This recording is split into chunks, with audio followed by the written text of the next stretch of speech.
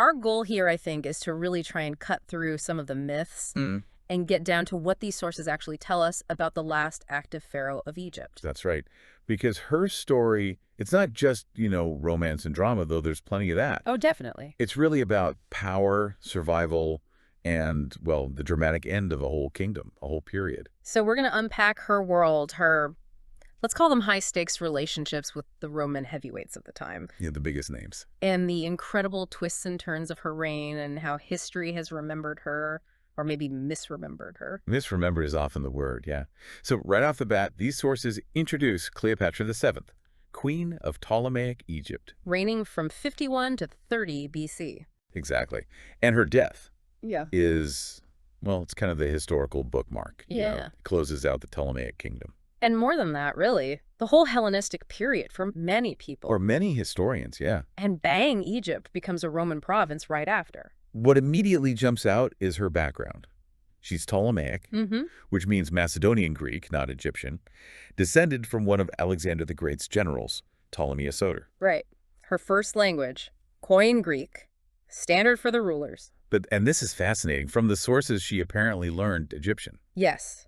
Reportedly the only Ptolemaic ruler known to have actually bothered. That's amazing. And Plutarch suggests even more Ethiopian, Hebrew, or Aramaic, Arabic, Syrian, Median, Parthian. Wow. She could speak Latin too, apparently, though the sources say Romans often just spoke Greek with her anyway. But that linguistic skill, it tells you something, doesn't it? It tells you she wasn't just sitting back in Alexandria. She was engaging, thinking strategically maybe about, well, the kingdom and beyond. Yeah, that detail alone just flips the whole simplified Egyptian queen image on its head. Completely. She's this multilingual, really sharp operator in a complex world. And the sources, they give us the facts, but you can also sort of sense the layers of interpretation, the later spin. Oh, absolutely. The propaganda starts early and it sticks. Okay, so let's set the scene. What was this Ptolemaic Egypt like when she came to power? Well, it was this kingdom founded by Alexander's general, Ptolemy. The rulers are Greek Macedonians living in Alexandria, this glamorous new capital. Speaking Greek, living kind of separate lives from the native Egyptians. Largely, yes. Oh. But they did participate in some Egyptian traditions, like the coronation in Memphis by the high priest of Ptah. So a blend, but maybe an awkward one sometimes. It's a very dynamic blend, yeah. Greek culture layered onto this ancient Egyptian foundation. And Rome. Rome was already heavily involved, wasn't it? Oh, Rome had its hooks in deep. Her father, Ptolemy XII, Oletes, the flute player. At least something about his reputation, maybe. Right. He was basically broke, relying on Roman loans, constantly lobbying Pompey, Caesar, just trying to stop Rome from annexing Egypt outright. And Rome had grounds, or thought they did. They did. There was this whole thing about a previous Ptolemy possibly willing the kingdom to Rome, so the threat was always there. Very real. So she's born into this really precarious setup. Totally. Born early 69 BC, her mother, it's a bit murky in the sources, probably Cleopatra V, her father's wife. But she vanishes from the record when Cleopatra VII is quite young. And Cleopatra herself gets a good Greek education. Top-notch. Like Leith Museum, the Library of Alexandria, the best education the Hellenistic world could offer. But then things get messy. Her father gets exiled. Really messy. Around 58 BC, Ptolemy XII flees to Rome. He needs help getting his throne back from his own daughter, Berenice V, who'd grabbed it. And Cleopatra, the future Cleopatra VII, she's with him. Just a kid. Supposedly, yeah, about 11 years old. And get this, the sources mention he had Berenice's ambassadors who were sent to Rome assassinated. And his Roman friends helped cover it up. That's the level of intrigue and violence. But he manages to get back to Egypt. He does. With Roman military help, Aulus Gedenius, the governor of Syria, restores him in 55 BC. At a cost, I imagine. A huge cost. 10,000 talents. And here's a key detail. A young Roman cavalry officer involved in that expedition, Mark Antony. No way. So they might have actually met back then. Sources suggest Antony might have met the, 14-year-old Cleopatra then? He even later claimed he fell for her then. But who knows if that's true or later embellishment. Still a potential early connection. So her father's back, but drowning in debt. Crippling debt. Even puts a Roman banker, Rabirius Postumus, in charge of finances for a bit. That ends badly. Rabirius has to flee. Doesn't sound very stable. Not really, though he did manage some building projects. But the debt, it remained. And we know from an inscription at Dendera, Cleopatra was made co-ruler with him in 52 BC. So she gets a taste of power before he dies? Exactly. And when he died in early 51 BC, his will specifically named Cleopatra and her younger brother, Ptolemy III, as joint heirs, passing that massive Roman debt right along to them. Which naturally leads to conflict almost immediately. Instantly, she becomes queen, early 51 BC, first official act, very traditional Egyptian thing, installing a sacred Bucci's bowl. Showing respect for local customs. Right. But the problems were enormous. Famine, the Nile flood was low, lawlessness from these leftover Roman soldiers, the Gabiniani, and that huge debt to Rome hanging over everything, 17.5 million drachmas. Plus, sharing power with a brother she clearly didn't intend to share with for long. Nope. Officially, they're joint rulers. But the documents show that by August 51 BC, it's just her name appearing. She's already sidelining him. Now, the Ptolemies had that tradition of sibling marriage. Yeah, introduced generations before. Initially shocking to the Greeks, but by her time, it was standard practice for the dynasty. She probably married Ptolemy III, but we don't have a specific record confirming it. And Ptolemy III had his own powerful allies. Oh yeah, a whole cabal. The eunuch Pothinus, who was his regent, Achilles, the military commander, Theodotus, another tutor. They weren't just going to let her take over. No way. By autumn 50 BC, they pushed back. His name started appearing first on documents. He got his own regnal date established. Cleopatra was forced out. Forced to flee Alexandria. First to Thebes, in Upper Egypt, then all the way to Roman Syria. She takes her younger sister, Arsinoe IV, with her and starts raising an army to fight her way back. So she's in exile, trying to gather forces, just as things are exploding back in Rome with Caesar and Pompey. Perfect storm, really. Pompey loses to Caesar at Pharsalus, flees to Egypt in 48 BC, seeking refuge. And Ptolemy III, the advisors, make that fateful decision. Monumentally bad decision. Hoping to curry favor with the winner, Caesar, they assassinate Pompey the second he lands. While Cleopatra is camped just outside Egypt's borders. That collusion, yeah. Blocked by her brother's army. And then Caesar himself lands in Alexandria.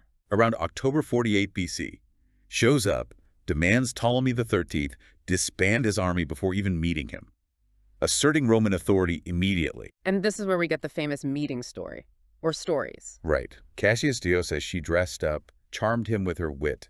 Plutarch gives us the more dramatic version, smuggled into the palace. Rolled up in a carpet, or a bed sack. Exactly.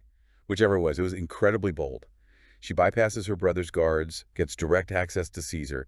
That's a huge gamble that pays off. Takes serious nerve, and Caesar, conveniently, has her father's will. He does. And he reveals it, confirming she and Ptolemy XIII are joint heirs.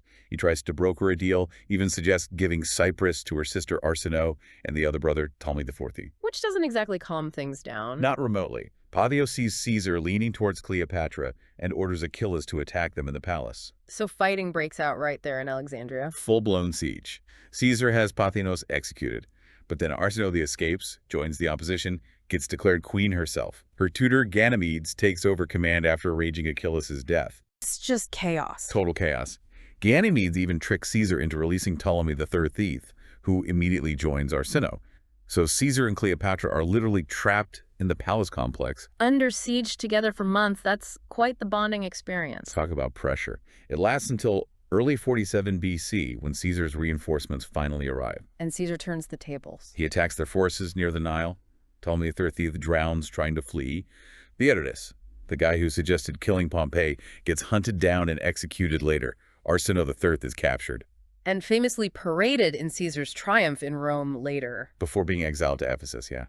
A warning to other potential troublemakers. Now, Cleopatra wasn't in those final battles, the sources say. No, and there's a very good reason. She was heavily pregnant, likely conceived around September 48 BC, right in the middle of that siege. Wow. So after her brother's dead, Caesar needs a new arrangement. He puts her other, even younger brother, the 12-year-old Ptolemy XIV, on the throne as her co-ruler, nominally anyway. But the real power dynamic is Cleopatra and Caesar. Exactly. She's 22, he's the dominant Roman general. They're in a relationship, though kept private for Roman political reasons.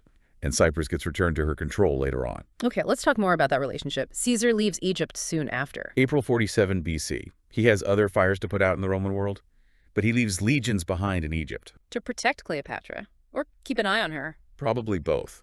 Secure her position against internal threats, but also ensure Egypt stays aligned with his interests. And maybe keep the optics clean back in Rome. He was still married to Calpurnia. And the baby, Caesarion. Born mid-47 BC, possibly June 23rd. Cleopatra very publicly declares Caesar is the father. again and again. And Caesar's reaction? Publicly. Silence. Maybe because of his marriage, maybe politics. Some sources hint he acknowledged him privately, but officially, nothing. But she does visit Rome with him. Yes, late 46 BC. She comes with her young brother, husband, Ptolemy IV. They stay in Caesar's private villa across the Tiber. How is she received? Caesar grants them the official status of friend and ally of the Roman people. But figures like Cicero. He met her and wrote about how arrogant he found her. So mixed reactions among the Roman elite. She made an impression, definitely. And she had a tangible impact on Roman life beyond just the politics. For sure. So Sigenes of Alexandria, one of the scholars from her court, was instrumental in helping Caesar reform the calendar, the Julian calendar we basically still use. And then there's that statue. Oh, the statue. This is huge. Caesar places a golden statue of Cleopatra right inside the temple of Venus Genetrix. Venus, the mythical mother of the Roman people. Exactly. In his brand new forum, putting a living foreign queen, the mother of his son, next to the goddess embodying Roman ancestry. That's unprecedented. It links her, Isis maybe, and Venus. Hugely provocative political and religious statement. It feels like he's pushing boundaries, testing things. Some historians think so. Maybe testing the waters for kingship. Her presence in Rome might even tie into that whole Lupercalia incident in 44 BC. When Antony tries to crown Caesar. Yeah, Antony offers him a diadem. Caesar refuses it. Probably a staged event to gauge public opinion. But Cicero makes a crack about the diadem coming from Cleopatra, implying she's the one pushing for monarchy. And then just weeks later, the Ides of March. Boom. March 15, 44 BC. Caesar's assassinated. Cleopatra's still in Rome. What does she do? She waits, maybe hoping Caesarion will somehow be named heir. But Caesar's will names his great-nephew, Octavian. So she leaves Rome mid-April 44 BC. There's a suggestion she might have been pregnant again. A hint in Cicero, yeah. Possibly ending in a miscarriage around that time. Very unclear. And back in Egypt, she makes another move. A ruthless one. A few months later, sources suggest she had her co-ruler brother, Ptolemy IV, poisoned. Making Caesarion her sole co-ruler. He's only about 3 years old. But it puts him directly in line, strengthens her position, focuses everything on her son's claim linked to Caesar. So Caesar's dead. Rome plunges into chaos again. The second triumvirate forms. Octavian, Antony, Lepidus, 43 BC. Cleopatra is in a tricky spot. Both sides want her support. Caesar's assassins, like Cassius, want resources. But so do the Caesarian loyalists, like Dolabella. She tries to play it safe, claims internal problems to Cassius, but sends her legions to help Dolabella. Which doesn't work out well. Nope. Cassius captures those legions. Her governor in Cyprus also defects to Cassius. Not looking good. She tries to help Antony and Octavian directly. She puts together her own fleet to sail to Greece, but it gets wrecked in a storm. She arrives too late for the Battle of Philippi in autumn 42 BC, where Cassius and Brutus are defeated. So she didn't really help the winners, which means she needs to smooth things over. Exactly. Which brings us to Mark Antony. By late 42 BC, the Roman world is split. Octavian's got the west, Antony's got the east. And Antony needs resources. Desperately. For its planned campaigns, especially against Parthia, he summons Cleopatra to Tarsos, in modern-day Turkey, summer of 41 BC. Officially to answer questions about her loyalty. And maybe discuss territories. But unofficially, everyone knew Antony wanted a personal alliance as well. And she arrives in style, the famous barge scene. Oh yeah. Sails up the Kidnos River on her magnificent ship, the Thalamagos. Dressed as Aphrodite, apparently. Nah. She hosts Antony with incredible banquets, completely dazzling him. She's a master of diplomacy and spectacle. Absolutely. She convinces him she had tried to help his side, clears her name, and then she uses her influence immediately. How so? She persuades Antony to execute her exiled sister, Arsinoe IV, who was living in Ephesus, and also her rebellious governor of Cyprus, settling old scores, consolidating her power base. Strategic from the very beginning of their relationship. What was her main goal in partnering with Antony? Well, after Caesar, Antony was the most powerful Roman around. An alliance with him offered the best chance to secure her dynasty, protect Egypt, and potentially regain lost Ptolemaic territories. Which he had the power to grant. As a triumvirate, yes. And she gets results pretty quickly. Cilicia and Cyprus are back under her control by 38 BC, maybe even earlier. Antony likely transferred them. But Antony leaves Egypt in 40 BC and doesn't return for years. Right, he has problems in Syria. Then the whole situation with Parthia. Cleopatra sends him ships and money for those territories he gave her. They stay in touch. Sources even suggest she had a spy in his camp. And during that separation? She gives birth to twins, late 40 BC, Alexander Helios Sun and Cleopatra Selene II Moon. Symbolic names. Very. Helios and Selene evoke cosmic power, a new era, and pairing Helios with Alexander clearly links to Alexander the Great, hinting at hopes Antony would conquer the East like Alexander did. Antony acknowledges them as his. But then Antony complicates things massively by marrying Octavian's sister, Octavia. Huge complication. September 40 BC, after his first wife Fulvia dies. It's a political marriage, meant to cement the triumvirate. Which must have been awkward for Cleopatra. To say the least. Yeah. But it solidifies Antony's power in the East, and Octavia actually helps broker an extension of the triumvirate later. Antony even has 2 daughters with Octavia. He sets up his base in Athens for a while. During this period, Herod of Judea pops up. Briefly, yeah. He flees to Alexandria as a refugee in late 40 BC. Cleopatra offers him a military job, but he heads to Rome instead. Where the triumvirs make him king of Judea. Setting up future friction, because Cleopatra wanted some of that territory herself. And despite the Octavia marriage, Antony eventually gives Cleopatra huge chunks of land. Massive territories. We're talking large parts of Phoenicia, Cilicia, the rich Jericho region, which he actually leases back to Herod, interestingly. Smart business move. Plus areas around the Gulf of Aqaba, Cyrene over in Libya, parts of Crete. These acquisitions seriously boosted her kingdom's wealth and resources. They already marked it on her coins. Starts double dating her coinage in 36 BC. Signaling this is a new beginning, a restoration of Ptolemaic power, thanks to Antony. She travels with him partway for his Parthian campaign, too. Accompanies him to the Euphrates in 36 BC, but has to turn back because she's heavily pregnant again. With their 3rd child together. Ptolemy Philadelphus, born summer 36 BC. While Antony's campaign against Parthia turns into a total disaster. He loses thousands of men. And he doesn't go back to Rome afterward. No, he avoids Rome, meets Cleopatra near modern Beirut. She brings him desperately needed money and supplies for his battered army, and then they head back to Alexandria together. He chooses Egypt over Rome. Which leads directly to the donations of Alexandria. This feels like a point of no return. It really was. 34 BC. Antony holds this sort of mock Roman triumph in Alexandria for a minor victory in Armenia, not quite the Parthian conquest he'd hoped for. And then the ceremony. Cleopatra appears dressed as the goddess Isis. She's declared Queen of Kings. Her son Caesarion is declared King of Kings. Wow. Directly challenging Roman titulature. And then they declare their children rulers over vast territories, much of which Rome considered its own or Antony hadn't even conquered yet. Alexander Helios gets Armenia, Media, Parthia. Ptolemy Philadelphus gets Syria and Cilicia. Cleopatra Selene gets Crete and Cyrene. All under Antony's theoretical authority, of course. And sources suggest Antony and Cleopatra might have actually married according to Egyptian rites during this ceremony. A huge statement. Octavian back in Rome, he must have seen this as the ultimate provocation. Oh, absolutely. A direct threat to Roman authority and to his own standing as Caesar's true heir. He desperately wanted to publicize the donations in Rome for propaganda. But Antony's allies blocked him initially. His friends who were consuls that year managed to censor it for a bit, but it was too late. The propaganda war was well and truly underway by late 34 BC. What were they accusing each other of? Antony accused Octavian of acting illegally deposing Lepidus, blocking troop levies in Italy. Octavian's attacks were much more personal and effective. Targeting Antony's relationship with Cleopatra. Relentlessly. Accusing him of being bewitched by this foreign queen, illegally detaining the Armenian king, marrying Cleopatra while still married to the noble Roman Octavia. And the crucial point, claiming Caesarion was Caesar's true heir. Which directly undermined Octavian's entire claim to power. This is where that image of Cleopatra as the dangerous, seductive Eastern sorceress really gets cemented in Roman minds. Like a new Helen of Troy bringing ruin. Exactly that comparison was made, using witchcraft, destroying Antony.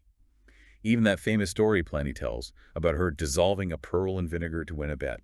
Pure, hostile propaganda from this era. It's amazing how effective that was. We even have a tiny physical trace of her from this time. The papyrus. Yeah, February 33 BC. An official document signed for her, but with one word added, likely in her own handwriting.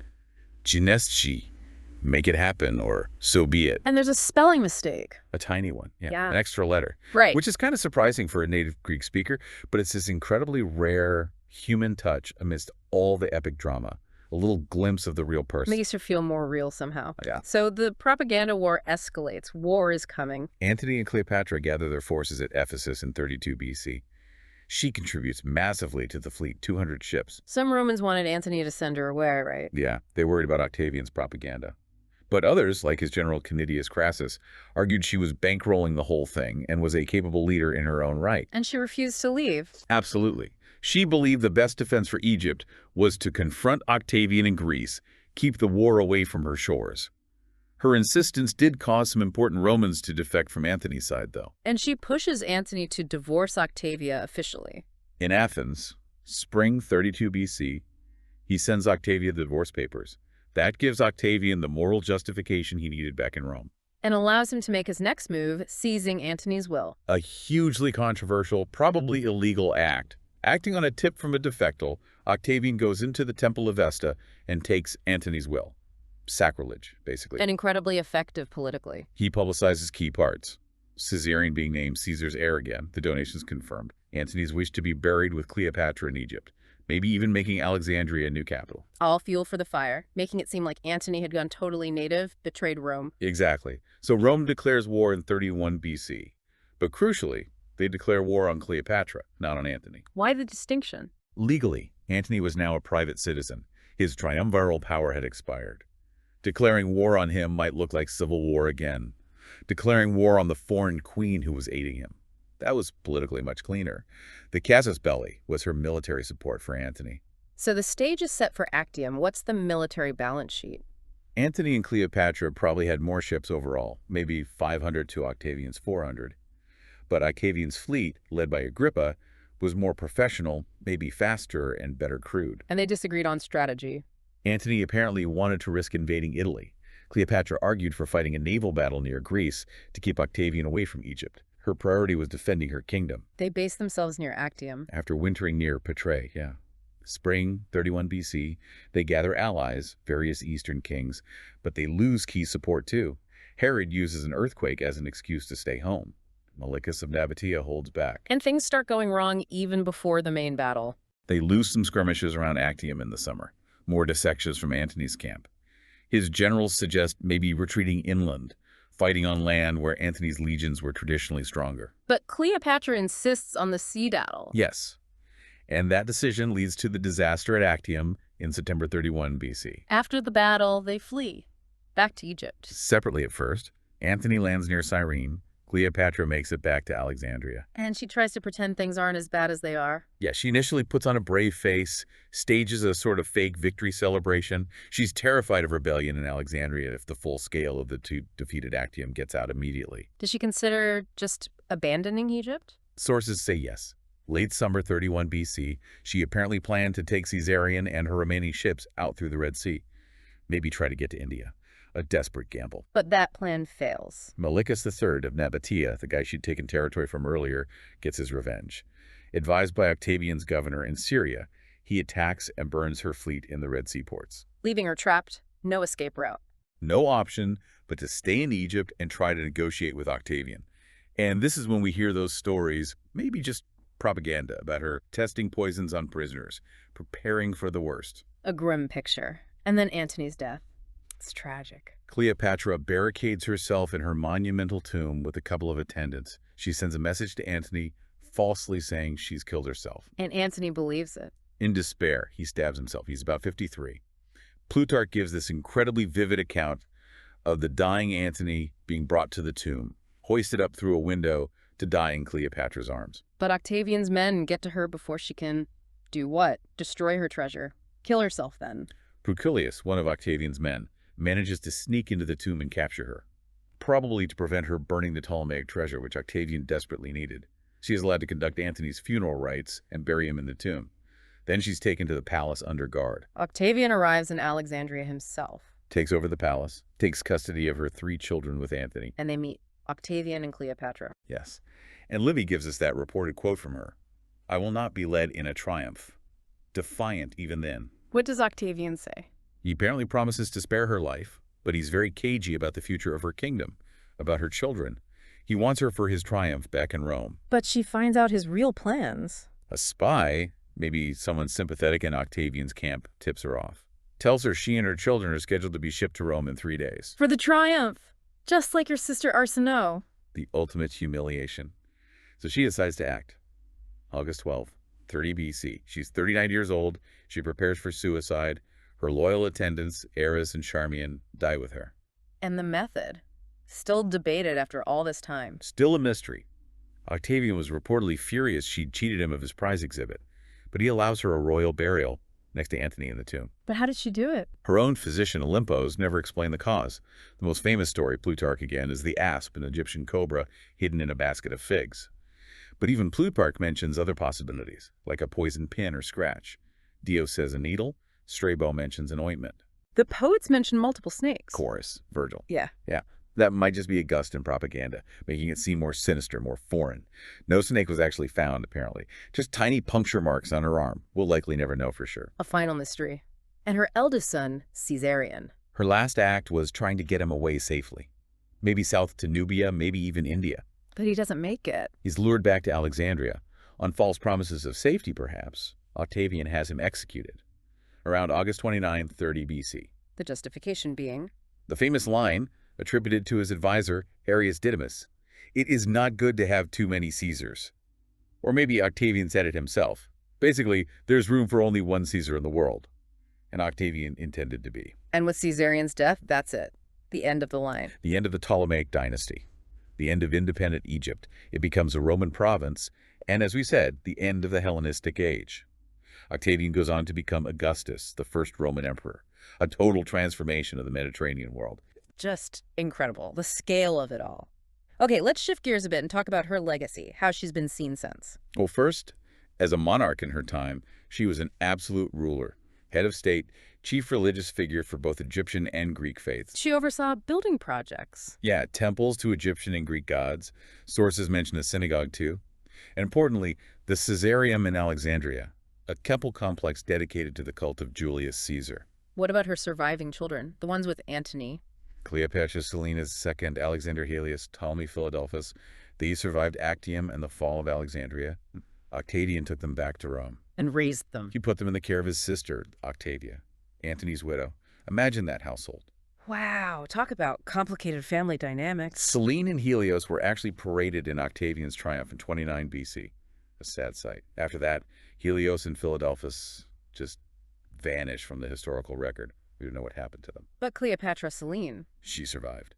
Octavian later arranged her marriage to Juba II, the king of Mauritania in North Africa, another client to Kingdom of Rome. So the line continued in a way. Through her, yes. She died around 5 BC. Their son, named Ptolemy of Mauritania, succeeded Juba, but he eventually fell afoul of the emperor Caligula. Executed. Around 40 AD. Maybe for minting his own coins or using royal symbols Caligula felt were inappropriate. And he was the very last known descendant of the Ptolemaic dynasty. Though fascinatingly, you mentioned a cult dedicated to Cleopatra survived for centuries. In Egypt, yeah. As late as 373 AD, shows she left a powerful impression there, separate from the Roman view. And speaking of the Roman view, the historians writing later, they mostly followed Octavian's line, right? Yeah, nearly 50 ancient works mention her, but often it's brief, focused on Actium, her suicide, and repeating that Augustan propaganda she was treacherous, decadent, ruled by passion. Plutarch's biography of Antony is the main source we rely on. It's the most detailed, yeah. Written in the 1st century AD, he used good sources, people close to the palace, maybe even notes from her physician. But it still reflects some of those Augustan viewpoints mixed in with the eyewitness stuff. Even Cicero, who knew her personally, wasn't a fan. Called her arrogant, yeah. And the big Augustan poets, Virgil, Horace, Propertius, Ovid, they all push the negative view.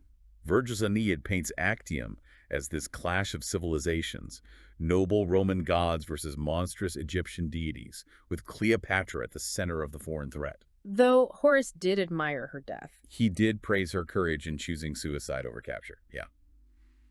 Bit more nuance there. And much later, writers like Chaucer, other humanists, started trying to defend her reputation against some of the really negative medieval takes. So that popular image, the prolific seductress, it's mostly Roman spin. Based on the sources we have, almost certainly. Look, she had 2 known partners, Caesar and Antony. The 2 most powerful men in the Roman world at the time. Exactly. These weren't random affairs. They were strategic political alliances, aimed squarely at preserving her dynasty and her kingdom. Even Plutarch, who includes the negative stuff, notes her intelligence, her charm, her conversations were more captivating than her looks alone. What do the sources tell us about what she actually looked like? We have depictions in Egyptian style, Greek style, Roman style, statues, reliefs, coins, cameos, The coins are probably the most reliable. generally considered the most certain likenesses, yeah, struck during her lifetime.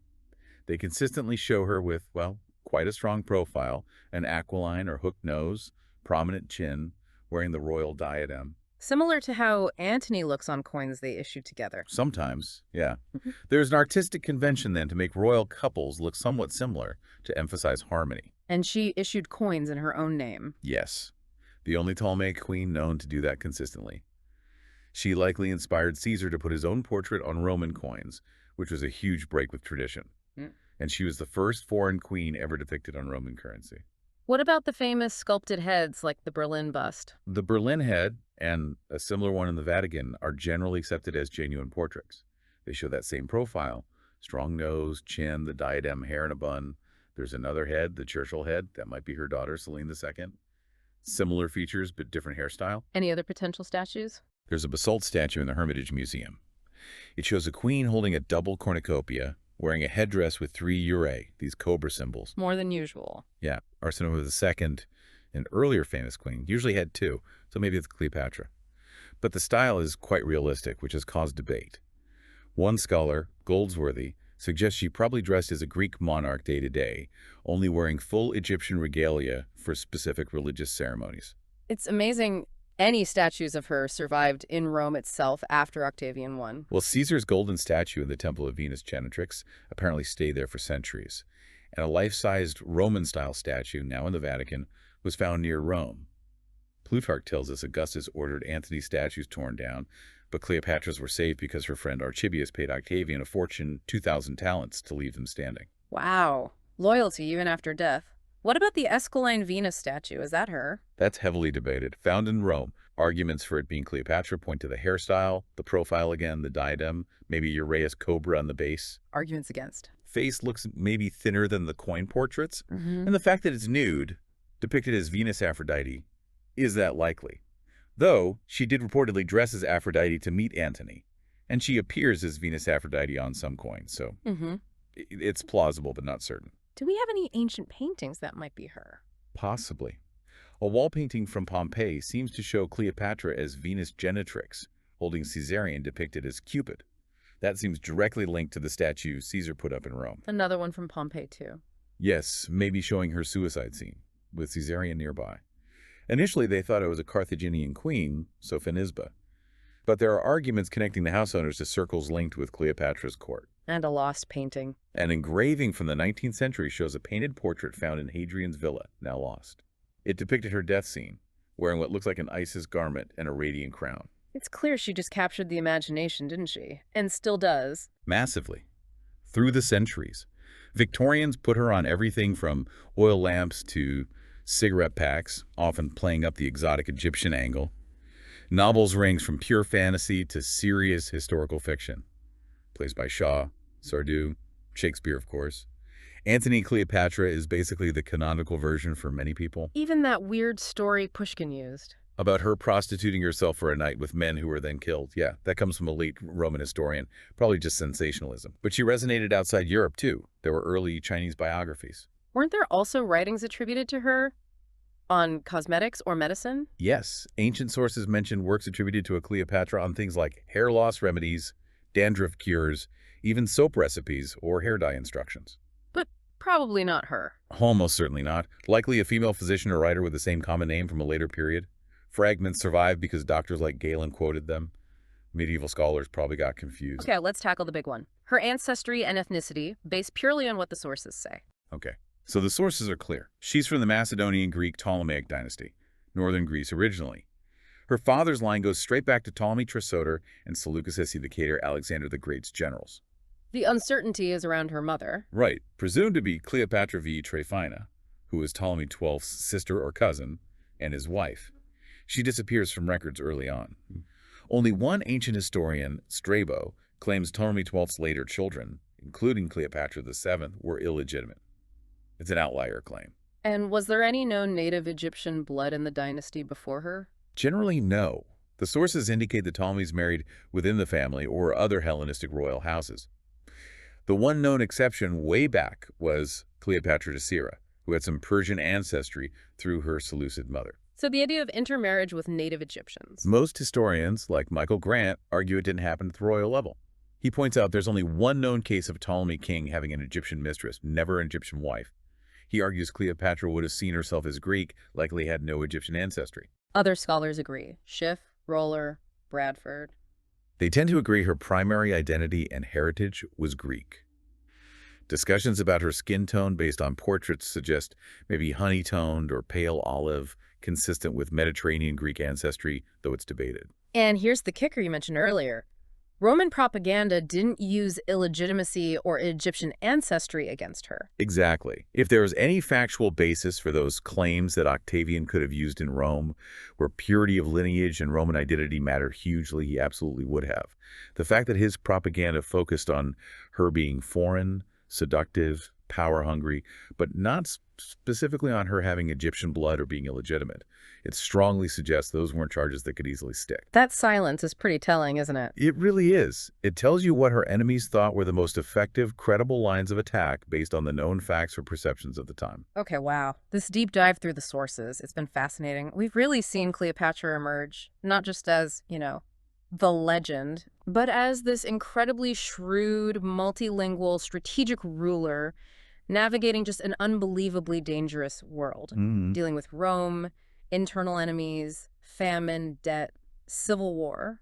We've unpacked those key relationships with Caesar and Antony. Not just romances, but high-stakes political and dynastic alliances. We've seen the territory she regained for Egypt, temporarily at least. And the sheer drama of her downfall, the mystery around her death. And importantly, I think, the sources give us these glimpses of her as an active ruler involved in naval planning, administration, religious patronage, aspects that often get lost in the more popular myths. It really highlights that gap, doesn't it, between the historical details, fragmented as they are, and that later image, so much of it shaped by hostile Roman propaganda. Especially about her looks, her character, her motivations. So wrapping this up, why does Cleopatra still matter so much? Why should you, listening now, care about this ancient story? Well, understanding her life is like a crash course in understanding that pivotal moment in history, the clash between the Hellenistic East and the rising Roman West. It's about power, diplomacy, how history gets written by the victor. And the enduring power of propaganda. Absolutely. And why we're still fascinated by these figures who defied expectations, who played the game at the highest level against impossible odds. It's such a powerful reminder, isn't it, that history isn't just facts and dates, it's a narrative, shaped by who tells it, why they're telling it. Exactly. We're left trying to piece together the truth from these scattered, often biased voices across 2 millennia. And maybe that's the final thought to leave everyone with. Despite all the sources, all the stories, what was really going through her mind in those final days, facing Octavian, the end of her kingdom, the end of her world? What was her perspective? The sources give us clues, but maybe some answers just remain elusive, lost to time.